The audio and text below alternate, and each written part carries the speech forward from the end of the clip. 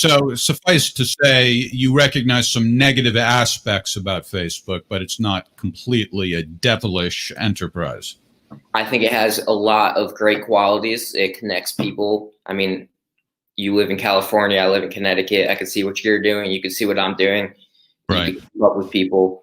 But then there's this dark underbelly of Facebook that people don't realize how it's affecting their mind and how it's just affecting life as a whole in communities and stuff.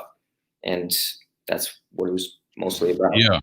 Well, let's go through a few of the points you made. One is that you characterized Facebook as a catalyst for negativity. What do you mean by that? So if something good happens, no one really cares. And that's a really sad reality. But if something tragic happens, if there's accidents, deaths, racist comments, riots, those are the ones that get shares, and therefore people want to write articles or make videos about all that negative stuff so they could get shares. And then eventually there's this point where that's all you're seeing on Facebook. You just keep seeing negative things over and over again, to the point where you think the world around you is a lot worse than it really is. And it's going to become a problem, I think, in the future.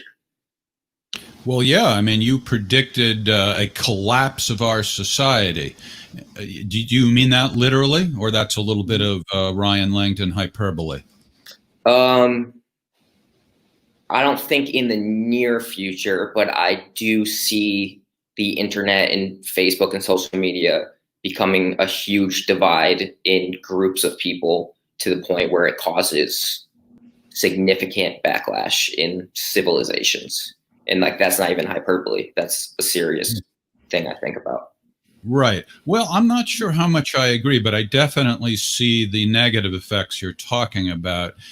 One thing that I think about is that humans, and Americans in particular, because I happen to be a lot more familiar with Americans, having traveled around the world very little, but at least Americans, if not all humans, have a lot of bad qualities, frankly. I mean, I don't want to sound like a misanthrope, but we are ignorant, we are biased, we fail to evaluate evidence. There's all sorts of failures that existed prior to social media. So I think the other side of the coin, one side is the one you mentioned, which is that Facebook spreads negativity. But the other side is it brings to the surface bad qualities that were already there. Isn't there something positive about that, rather than keeping these negative qualities buried and not realizing them, not pretending they're not there?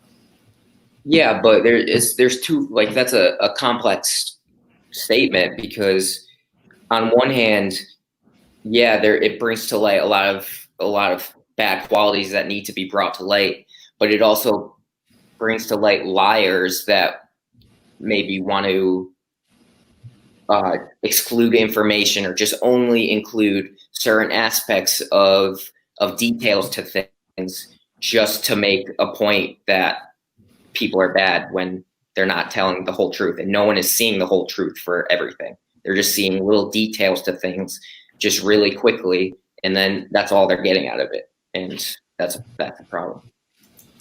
Well, you mentioned, the truth, and in the last year, I guess, last few months, there's been a call from various quarters for Facebook. And by the way, before I ask this question, I should mention, or I want to also ask, do you think Facebook is particularly negative out of all the social media platforms, or did you just choose to single out Facebook? Could the same be said about Twitter or any of the others? I think Facebook is probably the worst. Twitter can be pretty bad. Mm-hmm. But the reason why Facebook is so bad, I think, is just the ability to comment on everything that's being shared, and you see everyone that's commenting on things, and it causes a lot of divide and people fighting, and it's the most evident. Twitter's pretty bad too. Obviously, I can't neglect that, but right. Okay. Well, I started to say that in the last few months or so, I'm not sure the precise time frame, various people have called for Facebook and some of the other social media platforms as well to play more of an active role in monitoring what's truthful and what isn't. Professor Brown's point is somewhat related in the sense that here we have Facebook playing an active role in our election. What's your feeling about Facebook playing that role and supposedly helping us see what's the truth and so forth? So let me just talk. Let me backtrack a little bit about what I was talking about. So what Facebook does is it has an algorithm that displays things on your feed that it thinks that you like. So hypothetically, if you're a Democrat or a Republican, a lot of things that will pop up onto your feed are things that are related to that. Or if you're a sports fan or a comedy fan, whatever you're interested in will pop up. And the people that are interested in the same things as you will pop up too. So what that does is, at the end of the day, all you're doing is seeing things from your point of view, and you're not getting the opportunity to see a lot of other things. Like if you're a Democrat, you're not objectively being able to see things from the Republican side, because everyone that's on your side is just sharing a bunch of things that are negative towards Trump or just whatever is going on. I don't want to get too political with this, but and on the other side too. And I don't think that just because they're adding the ability to like see if things are true or fake is going to affect that, because you're still going to keep seeing the same things over and over again that align with your ideas and vision, if that makes sense. Right. I understand. So do you think that Facebook, that it's the proper role for Facebook to be monitoring what is the truth and what isn't, and providing what they claim is help in that regard?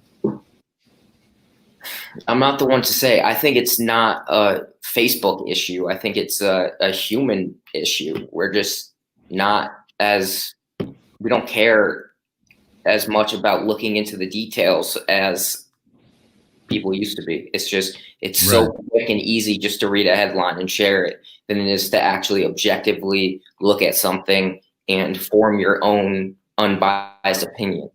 For example, I was seeing a ton of Democratic left-wing articles being shared over and over again about Trump and things that he was saying.